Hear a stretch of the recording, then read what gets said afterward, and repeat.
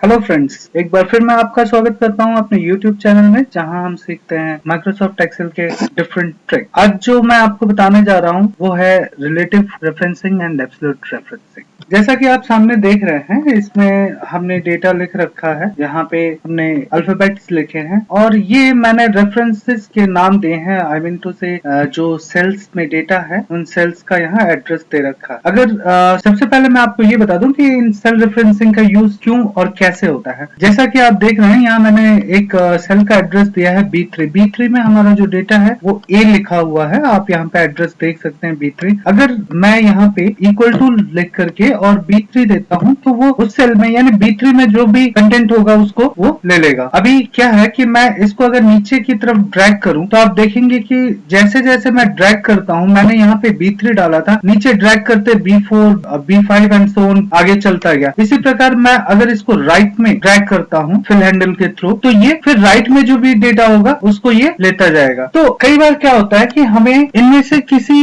एक चीज को कांस्टेंट करना होता है, तो इनको तो हम रिलेटिव रेफरेंसिंग कहते हैं। अभी मैं आगे यहाँ पे आपको इस ब्लॉक में दिखाता हूँ। जैसे यहाँ पे मैंने लिखा है $B $3। मैं इसके आगे मैं इक्वल टू लगाता हूँ और इक्वल टू लगाने के बाद जैसे मैं एंटर प्रेस करूंगा, इसने भी सेम यही दिखाया, क्योंकि यहाँ पे जो एड्रेस आ रहा है वो B3 ही है। डॉलर लगा हुआ है। डॉलर का यूज क्या है वो मैं आपको दिखाता हूँ। इसने क्या किया कि B कॉलम, B जो एड्रेस है इसमें एक अल्फाबेट और एक न्यूमेरिक होता है। अल्फाबेट हमेशा कॉलम को डिनोट करता है और न्यूमेरिक रो को डिनोट करता है। तो यहाँ पे हमने कॉलम को डॉलर लगा करके फिक्स कर दिया है। तो अगर मैं इसको इस साइड ड्रैग करूंगा तो आप देखेंगे इसमें कोई चेंजेस नहीं हुआ, ये ए ही रहा। सिमिलरली अगर मैं इसको नीचे की तरफ ड्रैग करूं तो ये आप देखेंगे कि ये ABCD एंड सो ऑन वो आने लग गया, क्योंकि हमने यहाँ पे कॉलम को फिक्स कर दिया है डॉलर साइन लगा करके। आप देखेंगे आगे ये चेंज नहीं हो रहा है। यहाँ पे भी आपने देखा होगा कि जो रो है वो चेंज नहीं हो रहा, क्योंकि हमने राइट की तरफ ड्रैग किया था तो ये रो तो चेंज नहीं हो रहा था। सेम उसी प्रकार यहाँ भी रो चेंज नहीं हो रहा है, यहाँ कॉलम भी यहाँ चेंज नहीं हो रहा है, क्योंकि कॉलम हमने, जैसा कि आपने यहाँ देखा, यहाँ पे हमने जब राइट की तरफ ड्रैग किया था तो कॉलम जो है वो चेंज हो रहा था, लेकिन रो नंबर चेंज नहीं हो रहा है। यहाँ पे हमने उसी कॉलम को फिक्स कर दिया डॉलर साइन लगा के, तो अब वो कॉलम चेंज नहीं हो रहा है। इसी प्रकार जब हम नीचे हमने ड्रैग किया था तो यहाँ कॉलम तो फिक्स था, नीचे ड्रैग करते समय रो नंबर चेंज हो रहे थे, लेकिन यहाँ पे हमने जब लगा दिया तो यहाँ हमने केवल कॉलम को फिक्स किया है, रोज को फिक्स नहीं किया है, तो यहाँ रोज तो चेंज हो रही है। ठीक उसी प्रकार हम आगे चलते हैं, नेक्स्ट रेफरेंसिंग देखते हैं। नेक्स्ट रेफरेंसिंग में हमने यहाँ पे रोज को कांस्टेंट कर दिया है, यानी रोज को हमने फिक्स कर दिया है 3 के आगे डॉलर लगा करके। तो